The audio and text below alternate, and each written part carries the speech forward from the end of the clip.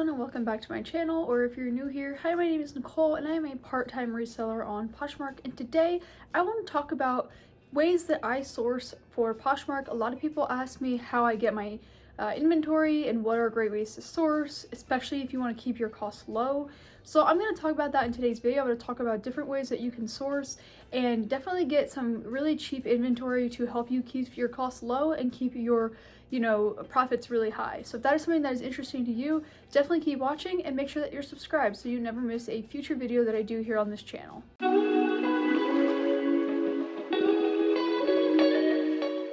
Also, real quick before I get into today's video, I bet you all have noticed the lovely shirt that I'm wearing. I love this shirt. It's a, homage to my brand and to what I've created here.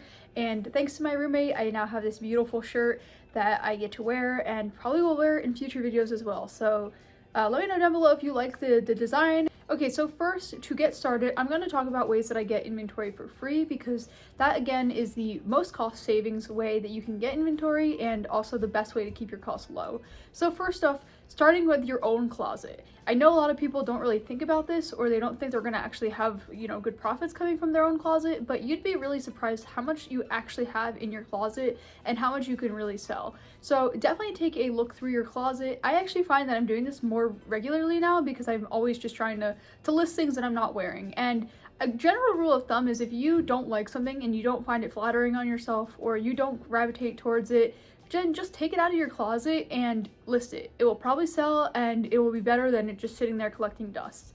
And I know a lot of people, are like, oh, I'll wear that. I'll just save it for a special occasion when I need to wear it. And really, that's probably not going to happen. Most of the time you save things and then you never end up needing to wear them. And I actually saw this, and it was for the beginning of the year, but hey, we're in January still, so you could still start this. But basically, it's you flip all of your clothes backwards on their hangers and then turn them and you hang them so you know what you've worn. And by the end of the year, if you have not worn a piece, then it's time to get rid of it. So if you have those pieces that you know that you haven't gravitated towards, pull them out and list them, and they're going to sell really well. Not only using your own closet to source inventory, but if you have family and friends that want to help you and donate stuff to you. I know I personally had a lot of family and friends that, didn't really know what to do with their clothes when they didn't want them anymore, and they would just donate them, but then they wouldn't know where they were going, or, they really didn't have a proper solution, and so they started giving them to me, and most of the time they just tell me to keep everything for free and just sell it and it will help my business. Some of the time I actually do give them, their profits and stuff, so it just depends on what I'm selling. But it never hurts to reach out to people, and if you tell enough of your family and friends that you're doing this, they will want to support you, they will want to give you their pieces, and that can really help you jumpstart, at least if you are just getting started, or even if you're not and you're established, it can still help you keep your costs really low by getting the stuff for free. The next avenue of getting things for free that I wanted to talk about is actually using Facebook Marketplace or an app called Nextdoor. There are great ways to get, free stuff in your community. So not even just from your family and friends, but also from your local community in your area. So I reach out on Facebook, like I have these free groups that I'm part of. And basically when people say they have a bag of clothes or a bag of purses or shoes or whatever, I, grab it if I can. And obviously they go really fast, so it's really hard to catch them. But when I do catch them, a lot of the times they're really good. Actually, the other day I picked up some really great Madewell Chelsea boots, and I'm expecting them to sell pretty well. So you really never know, but a lot of the times a lot of people just assume that it's like trash that people are giving away on Facebook, and I'd say 99% of the time that that's not true.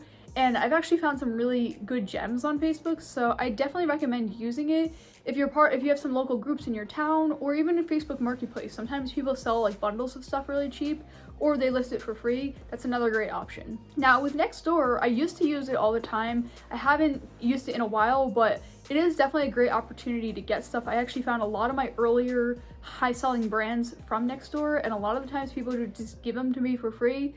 I actually was donated a Chloe bag, and so you'd be really surprised with what people just give away. So definitely explore those options for free first before you dive into paying for inventory, especially if you're getting started and you want to keep your costs extremely low because you're not making a lot of sales yet. Definitely look into any free options first. Now, if you want to dive into, paying for your inventory, getting it out of the stores, I really recommend two things. I really recommend going to Goodwill if your Goodwill has dollar days. So my Goodwill locally here has dollar days on Sundays. So that means anything that is marked the 2 colors of the week that day are going to be $1 per item. So it doesn't matter what the price is, doesn't matter anything, they will be marked down. Now that goes for purses, shoes, clothes, anything in the store. And even decor if you're, if you want to shop for yourself while you're at it. So really, I take advantage of that. I've gone many times. I haven't gone yet this year. I want to get there relatively soon, but I really take advantage of that because it's a great way to get inventory and you really, really save a lot of money. I think a lot of times when I go, my receipts say I save like $200, $300, $400 every time because I do get like a bunch at once. I end up getting an entire cart full and then it lasts me for a couple of weeks. So I just really recommend, if you don't know if your Goodwill has dollar days, you can always call them, you can always look on their website, and a lot of times they'll have it on like their Facebook page or something, so definitely take a look, and maybe look around. Maybe your Goodwill doesn't have dollar day, but another Goodwill near you does. Definitely take advantage of that. That's a great way to keep your costs low. And another option that's similar to that is actually going to the Goodwill bins, which is basically the Goodwill Outlet. So these are these big warehouses that they have throughout the US. There's not too many, so you have to look to see if there's one near you. There's actually 2 in my state, so I've been going to the one more frequently. But basically it's these giant bins, and you basically kind of like dumpster dive in them to see if you can find anything. And a lot of the times there are hidden gems, and I find a lot of things that I can actually sell pretty well in these bins, but again, you have to be willing to kind of go through them. It might take you a little bit more time than it would if you're just going through the racks at the Goodwill where everything is organized and sorted. But I think it's also a fun experience, to say the least.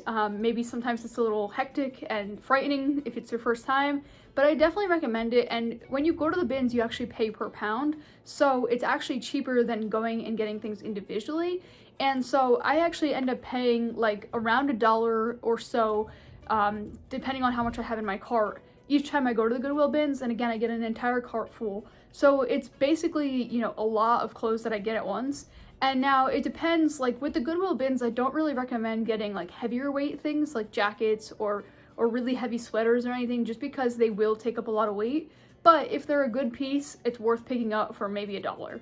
So again, the Goodwill bins is another great way to get things really, really cheap and also have a fun experience while you're thrifting. And the final location that I want to talk about that's a little bit more expensive than those 2 options, but it's also still great, and I found a lot of great pieces there, is actually the Salvation Army. So that I tend to have luck with because they have 2 colors of the week, which are 50% off the tag color, and then they also have a color that is $1, which is like 99 cents. So again, great deals if you can find things. I've found things there. I don't find as much. I find, a handful of things rather than an entire cart full, but it's still a fun experience and I still like going. And if I can't go to the Goodwill on dollar day, which is Sunday for me, and I can't go to the bins, I will go to the Salvation Army, and that, applies any day of the week, so it doesn't necessarily matter, what day you're there, as long as you go for that color. And then, there's a certain color that's 99 cents too. So you could find some really good gems. I've actually found a lot of good purses and also jeans at the Salvation Army. So I definitely think it's worth it, and I definitely think these are the cheapest way to keep your costs low, especially when you're getting started, but also just if you want to keep your costs low as a reseller. Personally, for me, my costs are very low. I used to just buy things at the Goodwill normal price before I knew about all these things years ago, so my cost of goods per item was $5 to $10 per item, and now it's like around $1 per item, if that, because a lot of times I get things for free. So my costs are really low most of the time, and so I think this is just a great way to maximize those profits. And a lot of people ask, like, oh, if you can sell things in a live show for $4, how are you making a profit? Well, if you're getting them really cheap, you're making a profit regardless. So that's really what I tell people to try and keep in mind. Like, if they're going to sell things, get them as low as you possibly can, because it's going to help you maximize those profits, and you're not going to have to make back as much. And now obviously there are pieces that I will splurge on, and they will be better to get, and they will be better to pay upfront for, but don't knock the bins, don't knock Dollar Day, and don't knock the Salvation Army, and definitely don't knock Facebook Marketplace or anything like that, because you can definitely get some great pieces there. Okay, so that is actually a wrap on this this week's video on different ways to source, really cheap or for free to definitely maximize your profits. Hopefully this was helpful for you. Hopefully you learned something from this. Let me know down below if you source in any of these ways, or if you didn't know about one of these ways and now you do. I would love to know if, these are helpful for you. And also let me know down below, again, if there's any other videos that you want me to do this month. I have a couple listed that a lot of you gave me, around the holidays, so I'm definitely going to try and incorporate those along the way here. But if you have any more videos that you really want me to cover, definitely comment them down below. If you want to see another video on best practices that you should be following on Poshmark, you can click right here.